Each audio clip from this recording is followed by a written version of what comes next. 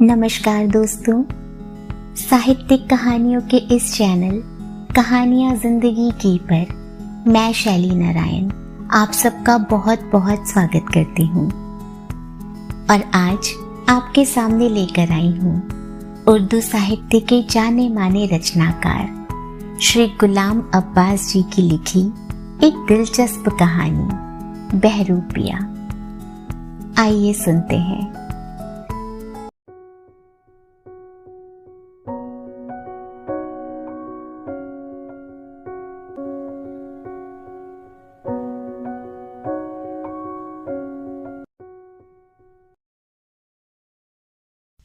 ये उस जमाने की बात है जब मेरी उम्र बस कोई 13-14 बरस की थी। हम जिस मोहल्ले में रहते थे वो शहर के एक बारौनक बाजार के पिछवाड़े वाक़े था। उस जगह ज्यादातर दरमियाने तबके के लोग या गरीब गुरबा ही आबाद थे। अलबत्ता एक पुरानी हवेली वहां ऐसी थी जिसमें अगले वक्तों की निशानी कोई साहबजादा साहब रहा करते थे। उनके ठाट तो कुछ ऐसे अमीराना न थे, मगर अपने नाम के साथ रईसे आजम लिखना शायद वो अपना फर्जे मनसबी समझते थे। अधेड़ उम्र, भारी भरकम आदमी थे। घर से बाहर जरा कम ही कदम निकालते। हाँ, हर रोज तीसरे पहर हवेली के अहाते में अपने अहबाब के झुरमुट में बैठकर गप्पे उड़ाना और जोर जोर से कहकहे लगाना उनका दिल पसंद मशगला था। उनके नाम की वजह से अक्सर हाजतमंद, यतीम खाने के एजेंट और तरह तरह के चंदा उगाने वाले उनके दरवाजे पर सवाली बनकर आया करते। इलावा अजीम जादू के प्रोफेसर, रुमाल नजूमी, नक्काल, भाट और इसी किस्म के दूसरे लोग भी अपना हुनर दिखाने और इनामो इकराम पाने की तवक्को में आए दिन उनकी हवेली में हाजिरी दिया करते। जिस जमाने का मैं जिक्र कर रहा हूं, एक बहरूपिया भी तरह तरह के रूप भरकर उनकी हवेली में आया करता। कभी खाली कोट पतलून पहने, चमड़े का थैला गले में डाले, छोटे छोटे शीशों और नरम कमानियों वाली ऐनक आंखों पर लगाए, चिट्ठी रसा बना हर एक से बैरंग खत के दाम वसूल कर रहा है। कभी जटाधारी साधु है, लंगोट कसा हुआ जिस्म पर भभूत रमाई हुई, हाथ में लंबा सा चिमटा, सुर्ख सुर्ख आंखें निकालकर बम महादेव का नारा लगा रहा है। कभी भंगन के रूप में है जो सुर्ख लहंगा पहने, कमर पर टोकरा हाथ में, झाड़ू लिए झूठ मूठ पड़ोसनों से लड़ती भिड़ती आप ही आप बकती झकती चली आ रही है। मेरे हम सबको में एक लड़का था, मदन। उम्र में तो वो मुझसे 1-8 बरस छोटा ही था, मगर कद मुझसे निकलता हुआ था। खुश शक्ल, भोला भाला, मगर साथ ही बच्चों की तरह बला का जिद्दी। हम दोनों गरीब माँ बाप के बेटे थे। दोनों में गहरी दोस्ती थी। स्कूल के बाद कभी वो मेरे मोहल्ले में खेलने आ जाता, कभी मैं उसके यहाँ चला जाता। एक दिन सहपहर को मैं और मदन साहबजादा साहब की हवेली के बाहर सड़क पर गेंद से खेल रहे थे कि हमें एक अजीब सी वजह का बूढ़ा आदमी आता दिखाई दिया। उसने महाजनों के अंदाज में धोती बांध रखी थी, माथे पर सिंदूर का टीका था, कानों में सुनहरी बालें, बगल में एक लंबी सी सुर्ख बही दाब रखी थी। ये शख्स हवेली के फाटक पर पहुंचकर पल भर को रुका, फिर अंदर दाखिल हो गया। मैं फौरन जान गया ये हजरत सिवाय बहरूपिये के और कौन हो सकते थे। मगर मदन जरा ठिठका। उसने बहरूपियों को पहले कभी नहीं देखा था। मैंने छेड़ने को पूछा, मदन जानते हो अभी अभी इस हवेली में कौन गया है? हाँ, क्यों नहीं? भला बताओ तो। कोई महाजन था। यहां क्यों आया? मैं क्या जानूं, तुम्हारे रईस-ए आजम ने कुछ कर्ज वर्ज लिया होगा उससे। अरे नहीं पगले, ये तो बहरूपिया है, बहरूपिया। बहरूपिया? मदन ने कुछ हैरानी जाहिर करते हुए कहा। बहरूपिया क्या होता है? अरे तुम नहीं जानते, ये लोग तरह तरह के रूप भरकर अमीर उमरा को अपना कमाल दिखाते हैं और उनसे इनाम लेते हैं। तो क्या ये शख्स हर रोज आता है? नहीं, हफ्ते में बस 2-1 ही बार। रोज रोज आए तो लोग पहचान जाएं। बहरूपिये का कमाल तो बस इसी में है कि ऐसा स्वांग रचाए कि लोग धोखा खा जाएं और सच समझने लगे। यही वजह है कि ये लोग किसी शहर में 2-3 महीने से ज्यादा नहीं टिकते। क्या उनको हर दफा इनाम मिलता है? नहीं तो ये जब 15-20 मर्तबा रूप भर चुके हैं तो आखिरी बार सलाम करने आते हैं। बस यही वक्त इनाम लेने का होता है। भला कितना इनाम मिलता होगा इन्हें? कुछ ज्यादा नहीं, कहीं से 1 रुपया, कहीं से 2 रुपए और कहीं से कुछ भी नहीं। ये रईस-ए आजम साहब अगर 5 रुपए भी दे दें तो बहुत गनीमत जानो।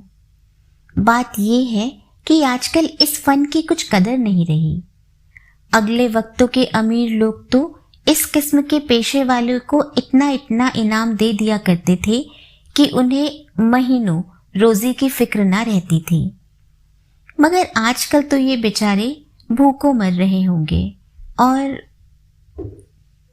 मैं कुछ और कहने ही को था कि इतने में वही बहरूपिया महाजन बना हुआ हवेली के फाटक से निकला। मदन, जो किसी गहरी सोच में डूबा हुआ था, उसे देखकर चौंक पड़ा। बहरूपिया हमारी तरफ देखकर मुस्कुराया और फिर बाजार की तरफ चल दिया।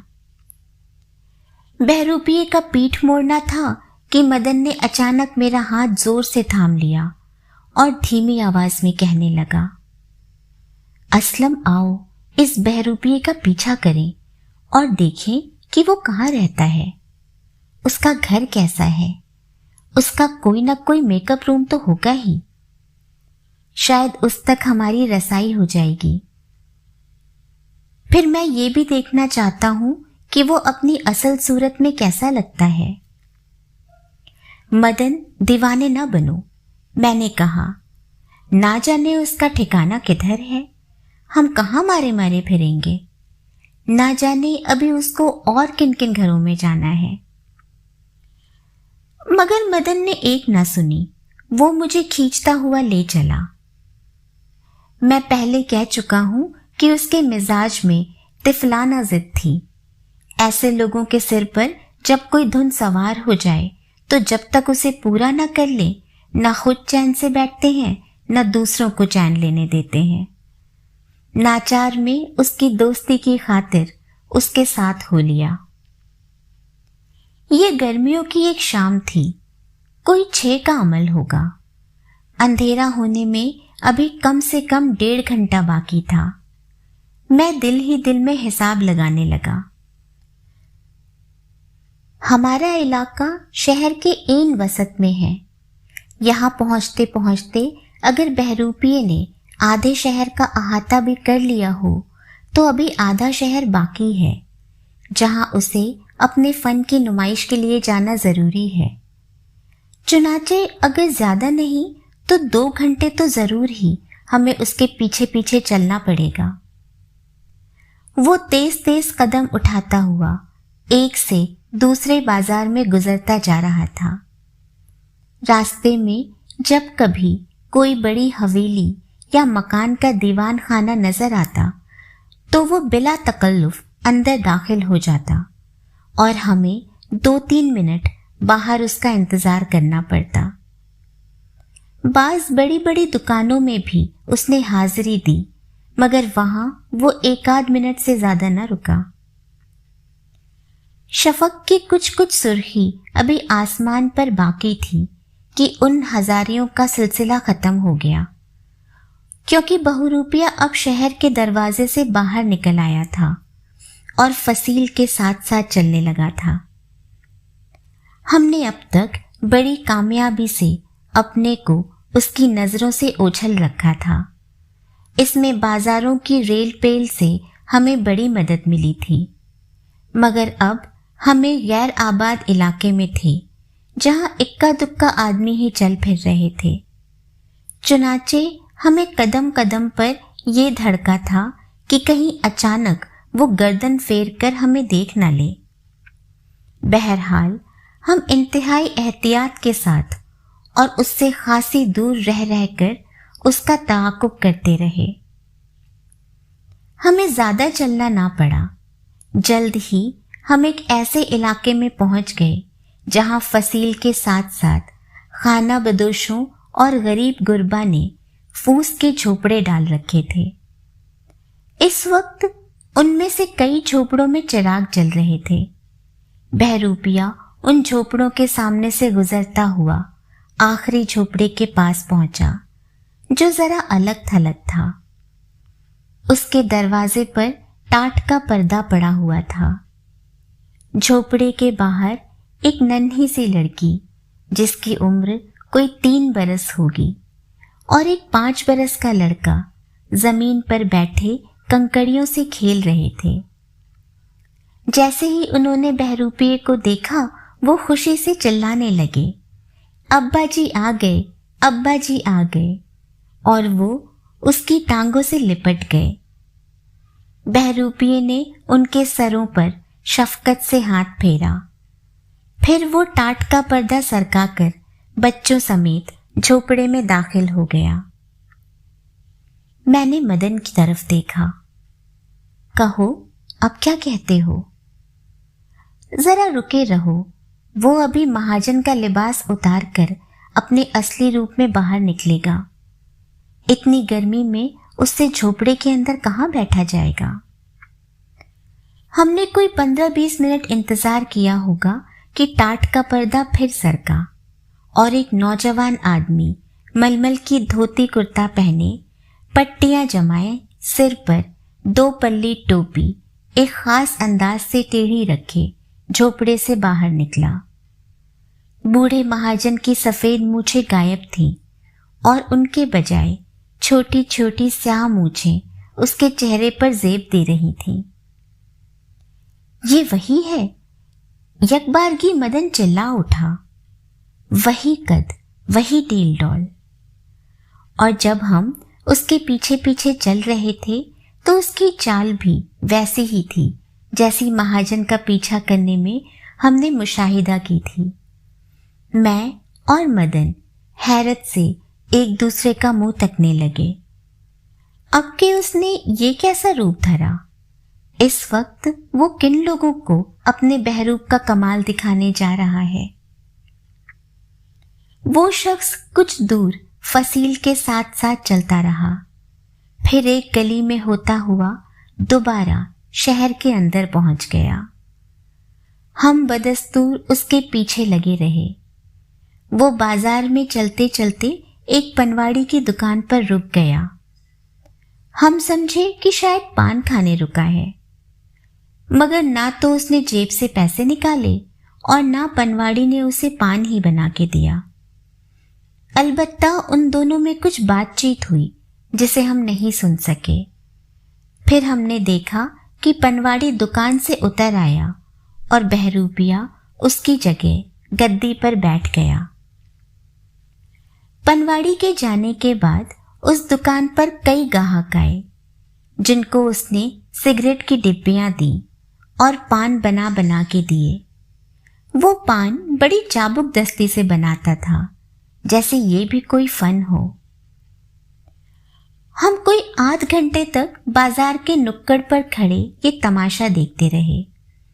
उसके बाद एकदम हमें सख्त भूख लगने लगी और हम वहां से अपने अपने घरों को चले आए। अगले रोज इतवार की छुट्टी थी। मैंने सोचा था कि सुबह 8-9 बजे तक सोकर कल की थकान उतारूंगा, मगर अभी नूर का तड़का ही था कि किसी ने मेरा नाम ले लेकर पुकारा और दरवाजा खटखटाना शुरू कर दिया। मैं हड़बड़ाकर उठ बैठा। नीचे गली में झांक कर देखा तो मदन था। मैं पेचो ताप खाता सीढ़ियों से उतरा। असलम, जल्दी से तैयार हो जाओ, उसने मुझे देखते ही कहा। क्यों, क्या बात है? जल्दी करो, कहीं बहरूपिया सुबह ही सुबह घर से ना चल दे। भाई, तुम भी कमाल करते हो। अब उसका ख्याल छोड़ दो मदन, फिर रात तुमने उसे देख भी तो लिया था। वो मैंने बहरूपिये को थोड़ा ही देखा था, वो तो पनवाड़ी था। और उसने मुझे ऐसी इल्तिजा भरी नजरों से देखा कि मेरा दिल फौरन पसीज गया। जब हम कभी दौड़ते कभी तेज तेज कदम उठाते फसील की तरफ जा रहे थे तो मदन ने मुझे बताया कि रात भर वो बहरूपिये को ख्वाब में तरह तरह के रूप में देखता रहा। फिर सुबह को 4 बजे के करीब आप ही आप उसकी आंख खुल गई और उसके बाद फिर उसे नींद न आई। अभी सूरज निकलने नहीं पाया था कि हम बहरूपिये के झोपड़े के पास पहुंच गए। पिछली रात हम अंधेरे इस इलाके का सही जायजा न ले सके थे, मगर अब दिन की रोशनी में हमें उन झोपड़ों के मकीनों की गुर्बत और खस्ता हाली का बखूबी अंदाजा हो गया। बहरूपिये के झोपड़े पर टाट का जो पर्दा पड़ा था उसमें भी कई पैबंद लगे थे। हम 2-3 बार उसके झोपड़े के सामने से गुजरे। हर बार हमें अंदर से बच्चों की आवाजें 2-1 निस्वानी आवाजों के साथ मिली हुई सुनाई दी। आखिर कोई 10 मिनट के बाद एक शख्स बोसीदा सा तहमत बांधे, बनियान पहने, एक हाथ में गड़वी थामे झोपड़े से बरामद हुआ। उसकी दाढ़ी मूंछ साफ थी, सांवला रंग। उसको देखकर उसकी उम्र का सही अंदाजा करना मुश्किल था। वो शख्स आगे आगे और हम उसके पीछे पीछे कुछ दूर फसील के साथ साथ चले। आगे एक बाड़ा आया जिसमें कुछ गाय भैंसे खूंटों से बंधी हुई थी। वो शख्स उस बाड़े के अंदर चला गया और मैं और मदन बाहर ही उसकी नजरों से ओझल एक तरफ खड़े हो गए, जहां से हम उसकी हरकातो सकनात को बखूबी देख सकते थे। उसने एक भैंस को पुचकारा, फिर वो जमीन पर बैठकर उसके थनों को सहलाने लगा। उसको देखकर एक बुढ़ा जो भैंसों के पास एक चारपाई पर बैठा हुक्का पी रहा था, उठा और एक बड़ी सी बाल्टी ले आया। अब उस शख्स ने भैंस को धोना शुरू किया। हम अगरचे उससे कुछ दूर खड़े थे, मगर दूध की धारों की आवाज धीमी धीमी सुन सकते थे। जब वो एक भैंस को धो चुका तो दूसरी की तरफ गया, फिर तीसरी की तरफ। इसके बाद गायों की बारी आई और उसने 2-3 गायों को भी दुहा, जिनके दूध के लिए बुढ़े ने एक और बाल्टी लाकर रख दी थी। उस काम में कोई 1 घंटा सर्फ हुआ। बुढ़े ने उसकी गड़वी को दूध से भर दिया, जिसे लेकर वो बाड़े से निकल आया। हम पहले ही वहां से खिसक लिए थे। जब वो जरा दूर चला गया तो मैंने मदन को छेड़ने के लिए कहा, लो, अब तो हकीकत खुल गई तुम पर। चलो अब घर चलें, नाहक तुमने मेरी नींद खराब की।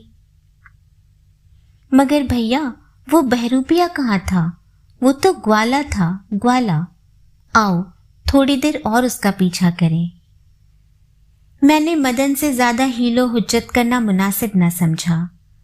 हम कुछ देर इधर उधर टहलते रहे। हमने उसका ठिकाना तो देख ही लिया था, अब तो हमारी निगाहों से कहाँ छुप सकता था। जब हमें उसके झोपड़े के आसपास घूमते आधा घंटा हो गया तो हमें एक टांगा फसील के साथ वाली सड़क पर तेजी से उधर आता दिखाई दिया। ये तांगा बहरूपिये के झोपड़े के करीब पहुंचकर रुक गया। उसमें कोई सवारी न थी। जो शख्स तांगा चला रहा था उसने तांगे की घंटी पांव से दबाकर बजाई। उसकी आवाज सुनते ही एक आदमी झोपड़े से निकला, जिसने कोचवान का सा खाकी लिबास पहन रखा था। उसको देखकर तांगे वाला तांगे से उतर पड़ा और ये शख्स तांगे में आ बैठा और रासे थाम घोड़े को बड़ी महारत से हाँकने लगा। जैसे ही तांगा चला, पहले शख्स ने पुकार कर कहा, तांगा ठीक 2 बजे अड्डे पर ले आना। दूसरे शख्स ने गर्दन हिलाई। उसके बाद हमारे देखते ही देखते वो तांगा नजरों से ओझल हो गया। मैं और मदन ये माजरा देखकर ऐसे हैरान रह गए कि कुछ देर तक हमारी जुबान से एक लफ्ज तक ना निकला। आखिर मदन ने सुकूत को तोड़ा। चलो, ये तो मालूम हो ही गया कि ये शख्स 2 बजे तक क्या करेगा। इतनी देर तक हमें भी छुट्टी हो गई। अब हमें 2:30-3 बजे तक यहां पहुंच जाना चाहिए। मैंने कुछ जवाब न दिया। सच ये है कि उस बहरूपिये के मुआमले से अब खुद मुझे भी बहुत दिलचस्पी पैदा हो गई थी और मैं उसकी असलियत जानने के लिए उतना ही बेताब हो गया था जितना कि मदन। हम लोग खाने पीने से फारिग होकर 3 बजे से पहले ही फिर बहरूपिये के झोपड़े के आसपास घूमने लगे। झोपड़े के अंदर से बच्चों और औरतों की आवाजों के साथ साथ कभी कभी किसी मर्द की आवाज भी सुनाई दे जाती थी। इससे हमने अंदाजा कर लिया कि बहरूपिया घर वापस पहुंच गया है। हमें ज्यादा देर इंतजार न करना पड़ा और अब के बहरूपिया एक और ही धज से बाहर निकला। उसने लंबा स्याह चोगा पहन रखा था। सर पर काली पगड़ी थी जो बड़ी खुश उसलूबी से बांधी गई थी। गले में रंग बिरंगी तस्बीहें, तरशी हुई स्याह दाढ़ी, शानों पर जुल्फें बिखरी हुई। उसने बगल में लकड़ी की एक स्याह संदूकची दाब रखी थी। मालूम होता था कि आज उसने सूफी दरवेश का स्वांग भरा है। मगर अभी कल ही तो वो महाजन के रूप में शहर का दौरा कर चुका था और कोई नया रूप भरने के लिए उसे 2-3 दिन का वक्फा दरकार था। फिर आज किस लिए उसने ये वजह बनाई है? इस सवाल का हमारे पास कोई जवाब न था। चुनाचे हम चुपके चुपके उसके पीछे पीछे रहे। वो शख्स जल्द जल्द कदम उठाता हुआ शहर में दाखिल हो गया। वो कई बाजारों में से गुजरा, मगर खिलाफे मामूल वो किसी हवेली या दुकान पर नहीं रुका। मालूम होता था आज उसे अपने फन का मुजाहिरा करने और दाद पाने का कुछ ख्याल नहीं है। थोड़ी देर में हम जामा मस्जिद के पास पहुंच गए, जो शहर के बीचों बीच वाक़ई थी और जिसके पास हर रोज तीसरे पहर बाजार लगा करता था और इतवार को तो वहां बहुत ही चहल पहल रहा करती थी। मेला सा लग जाता था। फेरी वाले हाथ लगा लगा के तरह तरह की चीजें बेचते थे। बच्चों के सिले सिलाए कपड़े, चज़िया, टोपियां, कंघियां, चुटल्ले, इजारबंद, इत्र फुलेल, अगरबत्ती, खटमल मारने का पाउडर, मिठाइयाँ, चाट, इलावा अजी तावीज़ गंडे वाले, जड़ी बूटी वाले और ऐसे ही और पेशे वाले अपनी अनोखी वजह और अपनी मखलूस सदा से उस बाजार की रौनक बढ़ाते थे। हमारा बहरूपिया भी खामोशी से उन लोगों में आकर शामिल हो गया। उसने अपनी स्याह संदूकची खोलकर दोनों हाथों में थाम ली। उस संदूकची में बहुत सी छोटी छोटी शीशियां करीने से लगी थीं। उसने कुछ शीशियां संदूकची के ढकने पर भी जमा दी। फिर बड़े गंभीर लहजे में सदा लगानी शुरू की। आपकी आंखों में धुंध हो, लाली हो, खारिश हो, कुकरे हो, बीनाई कमजोर हो, पानी ढलकता हो, रात को नजर न आता हो, तो मेरा बनाया हुआ खास सुरमा नैन सुख इस्तेमाल कीजिए। इसका नुस्खा मुझे मक्का शरीफ में एक दरवेश बुजुर्ग से दस्तयाब हुआ था। खिदमते खल के ख्याल से कीमत बहुत ही कम रखी गई है, यानी सिर्फ 4 आने फी शीशी। ये सुरमा इस बमुसम्मा है, इसके लगते ही आंखों में ठंडक पड़ जाती है। आइए एक सलाई लगवाकर आजमाइश कर लीजिए, इसके कुछ दाम नहीं। सुरमाए मुफ्त नजर हूं, मेरी कीमत ये है कि रहे चश्मे खरीददार पे एहसान मेरा। मैं और मदन हैरत ज़दा होकर बहरूपिये को देखने लगे। हमें अपनी आंखों पर यकीन न आता था, मगर उसने सचमुच सुरमा फरोशी शुरू कर दी थी। 2-3 आदमी उसके पास आ खड़े हुए और उससे बारी बारी आंखों में सुरमे की सलाई लगवाने लगे। हम जल्द ही वहां से रुखसत हो गए। हमने बहरूपिये को उसके असली रूप में देखने का ख्याल छोड़ दिया। दोस्तों, अलग अलग तरह के स्वांग रचकर हमारा ये मल्टीटास्कर बहरूपिया विभिन्न प्रकार के व्यवसायों से संलग्न रहकर अपने परिवार की जरूरतों को पूरा करता था। दुनिया के लिए पल पल रूप बदलने वाला बहरूपिया और अपने बच्चों के लिए शाम को वापस लौट कर आए अब्बा जी का मेकअप रूम सच में कैसा होगा, ये देखना तो वास्तव में बड़ा दिलचस्प होगा। इसी बेहद खूबसूरत कहानी के साथ अब चलती हूँ। बहुत जल्द फिर मिलूंगी। तब तक अपना और अपनों का बहुत सा ख्याल रखें। अब तक ना किया हो या चैनल पर पहली बार आए हो तो चैनल को सब्सक्राइब करना बिल्कुल ना भूलें। पसंद आए तो वीडियो को लाइक और शेयर करें। कहानी से संबंधित अपनी प्रतिक्रियाएं हमें कमेंट बॉक्स में लिखकर जरूर बताएं। स्वस्थ, सुरक्षित और प्रसन्न रहें। नमस्कार।